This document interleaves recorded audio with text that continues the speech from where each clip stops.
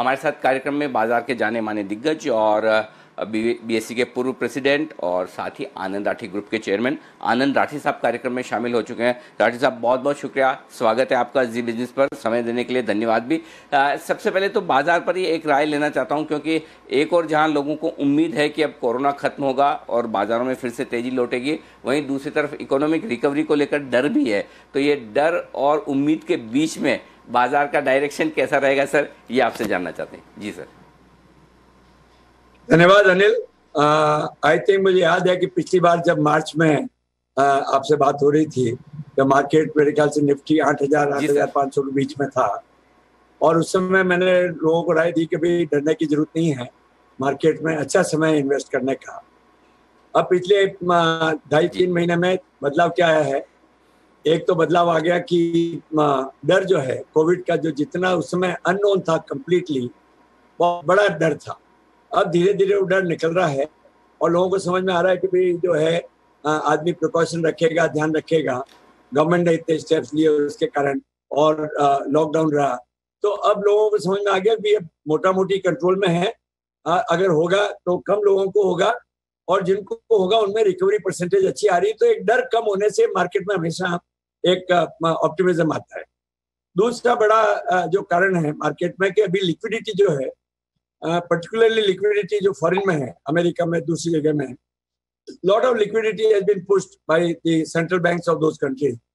और वो लिक्विडिटी जो है, क्योंकि एक तरफ इंटरेस्ट की रेट कम हो गई है तो रिस्क एसेट्स में पैसा ज्यादा आ रहा है, इसलिए मार्केट बड़ा है। और इंडिया में भी अगर देखें कि आज इंटरेस्ट रेट्स इतनी कम हो गई है, फिक्स डिपॉजिट की रेट कम गई है, रियल एस्टेट जैसे मैंने उस समय बताया ज्यादा अट्रैक्टिव नहीं है, तो इसलिए सबका झुकाव है कि भाई कहाँ रिटर्न मिल सकता है, तो इक्विटी मार्केट में रिटर्न मिल रहा है। तो उसके कारण मार्केट में ऑप्टिमिज्म है, और मार्केट इतना आज जो चल रहा है उसी के कारण चल रहा है। आपका कहना ठीक है कि हाँ, इकोनॉमिक सिनेरियो सर्टेन नहीं है, क्योंकि ये कहना मुश्किल है कि इस साल क्या होगा। इस साल में डी ग्रोथ होगी, 3% होगी, 5% होगी, अलग अलग सही मायने में इसका अंदाज अभी लगाना बहुत मुश्किल है। मेरा मानना है कि अगले 2-3 महीना में क्लैरिटी आएगी, परंतु ये बात तो सही है कि इस बार डी ग्रोथ होगी। एक और इम्पोर्टेंट चीज है कि भाई इस बार सप्लाई साइड इकोनॉमी की भी इफेक्ट हुई है, पर डिमांड भी इफेक्ट बहुत ज्यादा हुई। तो सप्लाई साइड के कई स्टेप जो सरकार ने लिए हैं, रिजर्व बैंक ने लिए हैं, उससे थोड़ा सपोर्ट मिला है, और सपोर्ट की जरूरत है। मैं ये नहीं कहूँगा सारा सपोर्ट मिला है, परंतु और सपोर्ट जैसे जैसे मिलेगा, सप्लाई जो है, फैक्ट्रियां चालू हो गई है, प्रोडक्शन चालू हो गया है, लॉजिस्टिक्स धीरे धीरे चालू हो रहा है, तो सप्लाई साइड में इंप्रूवमेंट आ रहा है। डिमांड में हाँ, 1-8 महीने पेंटअप डिमांड नहीं थी, तो जो नॉन डिस्क्रिशनरी है उसमें डिमांड अच्छी है, डिस्क्रिशनरी स्पेंडिंग में डिमांड नहीं है। तो इकोनॉमी का एक अनसर्टेन टाइम है। तो मेरा मानना है कि मार्केट अगर शॉर्ट टर्म में ले, वॉलेटाइल रह सकता है, मार्केट नीचे जा सकता है, यहाँ से 10% नीचे जा सकता है, 15% भी नीचे जा सकता है, नोबडी कैन से। बट अगर लॉन्ग टर्म व्यू लें तो मेरा मानना है कि आदमी को इक्विटी में रहने में कोई हर्जा नहीं है, थोड़ा वेट कर सकता है। इस समय जो अनसर्टेनिटी है, 15-20 दिन वेट करके देख सकता है, परंतु थोड़ा 10-20% अगर उसका इन्वेस्टेबल फंड है तो इस लेवल पे लगाए, तो मैं नहीं समझूंगा कि बहुत गलत होगा। ठीक है, मेरा ये मानना है कि लॉन्ग टर्म में अभी भी सब एसेट क्लासेज में इक्विटी ही ठीक रहेगी, और अच्छी कंपनियां अच्छी करेंगी। क्योंकि आप देखिए, जब ये डिफिकल्ट इकोनॉमिक सिचुएशन आती है तो there will be lot of consolidation in industry, और उसमें बड़ी कंपनियों को फायदा होगा। तो ओवरऑल मेरा ये मानना है कि अभी बड़ा बैलेंस व्यू आदमी को लेना चाहिए अनिल। बिल्कुल, तो बैलेंस व्यू ले और लॉन्ग टर्म के लिहाज से पैसा लगाएं, बाजार की कमजोरी का फायदा जरूर उठाएं। 2-3 चीजें सर जिस पर आपसे राय लेना चाहता हूं। एक तो चीन पर जो तनाव फिर बढ़ा है चीन के वाले मामले को लेकर, उसको लेकर लोगों में बड़ा इस वक्त इमोशंस हैं कि भाई जो कुछ तनाव हो रहा है उसको लेकर हमें मजबूती से कदम उठाना चाहिए। जो कुछ हम कर सकते हैं, चीन के उत्पादों का प्रयोग बंद करें, जिस तरह से इंपोर्ट किया जा रहा है वो कम हो।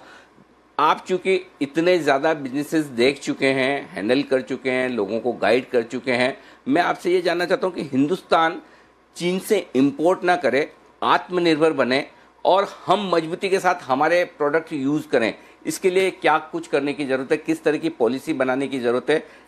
आप क्या राय सरकार को देंगे एक ये पोर्शन है। दूसरा पोर्शन ये कि मेरे जैसे जो लोग आपको फॉलो करते हैं, आम इन्वेस्टर्स हैं, लोग हैं, उन्हें क्या करना चाहिए, दोनों फ्रंट पर क्या कुछ होना चाहिए सर, ये गाइड करें। देखिए, जैसे प्रधानमंत्री जी ने पहले कहा है अपने एड्रेस में कि आत्मनिर्भर होना चाहिए, ये बात सही है कि हर आदमी को अपने पर्सनल एरिया में, बिजनेस को, किसी को आत्मनिर्भर जरूर होना चाहिए। परंतु आज का जो जमाना है उसमें आत्मनिर्भरता के लिए भी डिपेंडेंस तो रहती है। ऐसी कोई चीज नहीं है कि भाई डिपेंडेंस बिल्कुल नहीं रहेगी। ये मानना ठीक है कि जिस तरह से चीन का व्यवहार है वो अच्छा नहीं है। वो कोई भी देशवासी जो है वो उसको पसंद नहीं करेगा कि जिस तरह का व्यवहार आज जिस तकलीफ में गुजर रहा है, इस तरह की स्क्रैपेजेस करना, that is not a good sign. But अब ये है, प्रैक्टिकल चीज ये है अनिल, सरकार इसमें कुछ टू सम एक्सटेंट सरकार कर सकती है। क्या करेगी? अगर मान लो चीन से इंपोर्ट कर दे, कई स्टेप सरकार ने उठाए, हो सकता है और उठाए, परंतु ये भी देखना पड़ेगा कि ऐसी कोई चीज नहीं हो कि जिसमें सरकार को ये महसूस हो कि अपने खुद की ग्रोथ जो है, डेवलपमेंट कम हो सकती है। अगर आपके पास ऑप्शन हैं दूसरे, करना चाहिए जरूर। दूसरा, एक इकोनॉमी का भी ऑप्शन तो आते ही है दिमाग में जब भी आदमी कोई करता है कि कितना महंगा, कितना सस्ता, ये सारे कंसिडरेशन रहते हैं। मेरा मानना है कि हर एक आदमी को, देशवासी को पसंद होना चाहिए कि भाई अपनी चीज मिले, उसमें जरूर ध्यान दे। उसमें देशवासी को एक गर्व होना चाहिए कि भाई अपनी खुद की चीज यूज करें।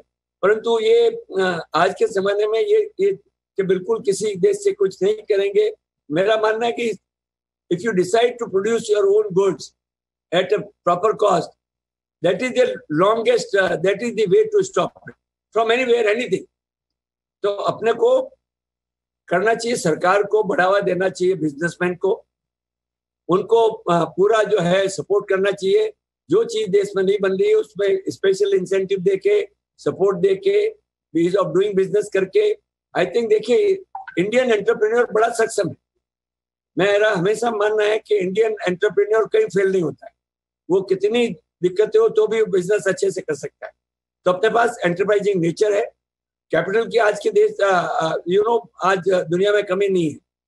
So much FDI is come. अपने देखिए पिछले कई सालों में एफडीआई बढ़ती जा रही है, परंतु कोई 50-70 बिलियन ज्यादा नहीं इंडिया के लिए। अगर ठीक से हो तो इंडिया में 100-200 बिलियन एफडीआई आ सकती है। तो मेरा मानना है कि सरकार को लोकल एंटरप्रेन्योर्स को पूरा सपोर्ट करना चाहिए। जो प्रोडक्शन नहीं हो रहा उसको करना चाहिए लॉन्ग टर्म में, और शॉर्ट टर्म में तो देखिए आदमी की आई थिंक एडजस्टमेंट जो करना है अपने देश के हित में वो जरूर करना चाहिए। परंतु ये कहना कि सब कुछ एकदम बंद हो जाएगा, वो भी मेरे को लगता है कि प्रैक्टिकल निगाह से देखना हर चीज जरूरी है। और बिल्कुल, तो जितना हम आत्मनिर्भर बन सकें, जितना हम कर सकें, वो ज़्यादा बढ़िया होगा। सर एक चीज़ और है, जो हाल ही में हमने ये 2-3 महीने घरों में बिताए हैं कोरोना से फाइट करते हुए, और एक अलग तरह की लाइफ जी है।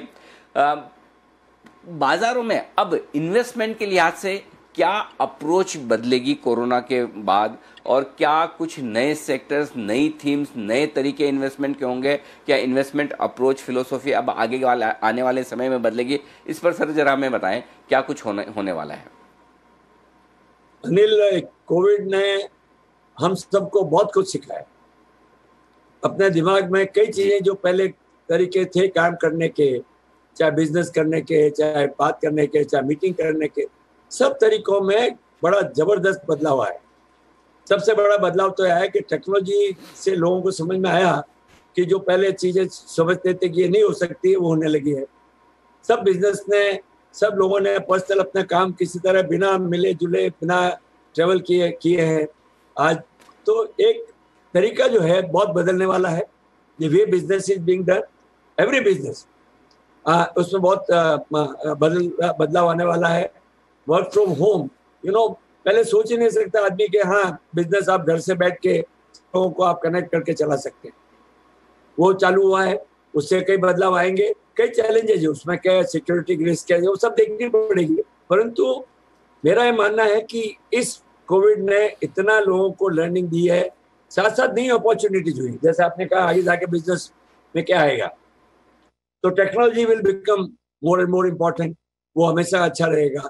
लोगों को जैसे ऑनलाइन, अभी जब आदमी जाके बाल नहीं ला सकता था, जो आदमी जिसने कभी ऑनलाइन, तो उसको भी ही वाज फोर्स्ड कि भाई ऑनलाइन करो, तो ऑनलाइन बिजनेसेस बढ़ेंगे। तो कई तरह के बिजनेसेस में बदलाव आएगा। और सबसे बड़ा बदलाव इन्वेस्टमेंट जो आप पूछ रहे हैं, उसमें बदलाव ये है कि इस समय जिस कंपनी ने अपना काम करने का तरीका नई तरीके से ढाल लेगा और प्रॉफिटेबिलिटी बढ़ेगी, क्योंकि अल्टीमेटली देखिए इन्वेस्टमेंट चेजेस रिटर्न्स। हर एक जो इन्वेस्टमेंट आता है वो कितनी प्रॉफिटेबिलिटी है कंपनी में, किस सेक्टर में, उसके पीछे आता है। तो बहुत बदलाव आएगा। मेरा ये भी मानना है कि जिस तरह की इकोनॉमिक कंडीशंस हुई हैं, उसमें इंफ्रास्ट्रक्चर पे इन्वेस्टमेंट सरकार द्वारा मेरे ख्याल से और जोरों से आना चाहिए। क्योंकि अगर देश को अगर आगे बढ़ना है, इकोनॉमी को आगे बढ़ना है, तो जरूरत भी है, देश में इंफ्रास्ट्रक्चर में बहुत जरूरत है। और अभी एक बहुत अच्छा मौका है कि इस समय इंफ्रास्ट्रक्चर का इन्वेस्टमेंट चाहे सरकार लाए, चाहे पब्लिक प्राइवेट पार्टनरशिप लाए, चाहे प्राइवेट लोगों को एनकरेज करके लाए। Infrastructure I think is the की for long term growth of country. किसी भी देश का हिस्ट्री देखो, सबसे ज्यादा ग्रोथ जब भी आई है जब वहां पे इंफ्रास्ट्रक्चर मैक्सिमम हुआ। तो अपॉर्चुनिटीज इससे बहुत नई चेंज होने वाली है।